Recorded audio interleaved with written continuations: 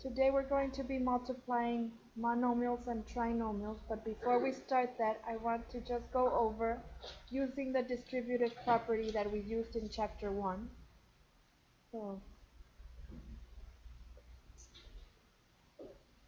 property is when you take a number and you multiply it times a sum or a difference. So, how would we use a distributive property here? So 3 times x is 3x, and 3 times 3 is 9. So we've used the distributive property, right? So we have to simplify negative 4xy squared times 5y to the fourth minus 3y squared plus 2.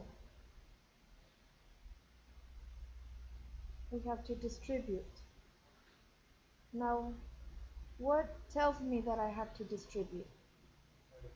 These parentheses. So if I multiply negative 4xy squared times 5y to the fourth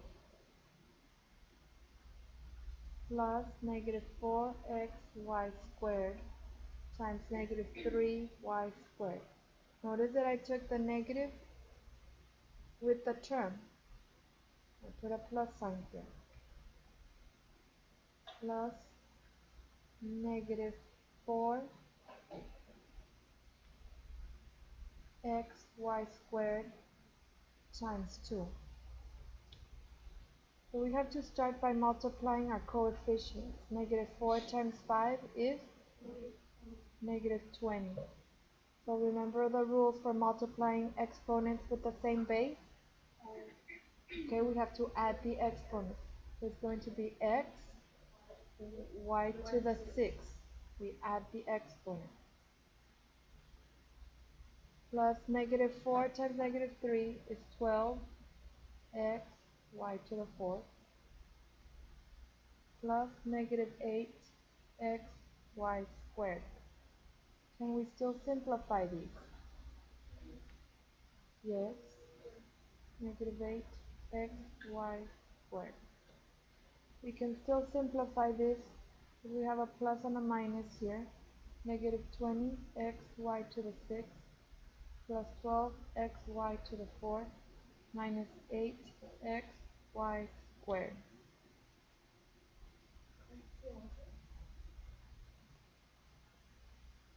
Try this problem.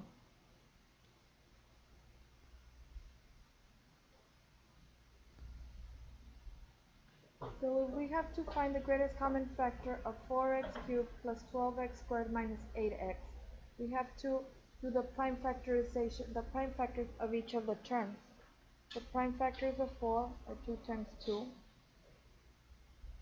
times x times x times x. The prime factors of 12x squared are 2 times 6, 2 times 3, so 2 times 2 times 3 times x times x. The prime factors of 8 are 2 times 4, 2 times 2 times 2 times x. And I would list them as 4x cubed. I would list 2 times 2 times x times x times x. For 12x squared, I would list 2 times 2 times 3 times x times x. And for 8x, I would list 2 times 2 times 2 times x. I'm going to circle what they all have in common. So they have this 2 in common, they have this 2 in common, and they have one x in common. That means that the greatest common factor is 2 times 2 times x, or x.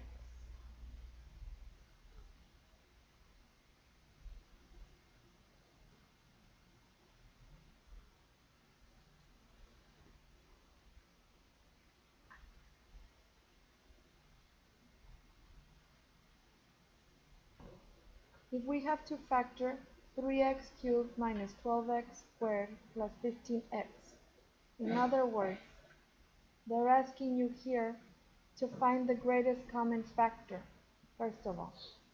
So what would be the greatest common factor here? 3x. This is the greatest common factor. Once we have the greatest common factor, we can ask ourselves, 3x cubed divided by 3x equals what?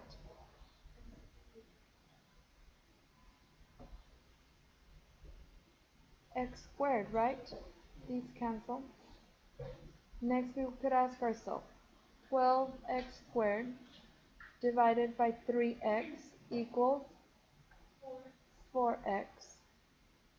And then we can ask ourselves, 15x divided by 3x equals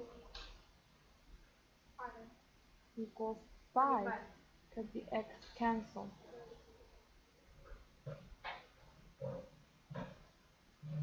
So when we're factoring, we're doing the opposite of the distributive property.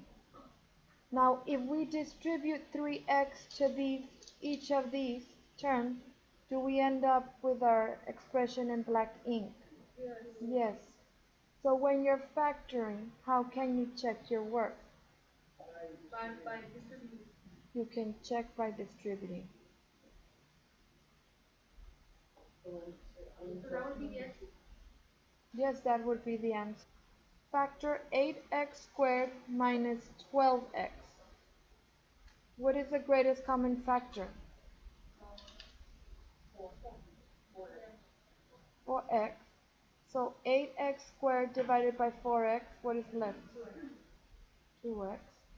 And 12x divided by 4x is?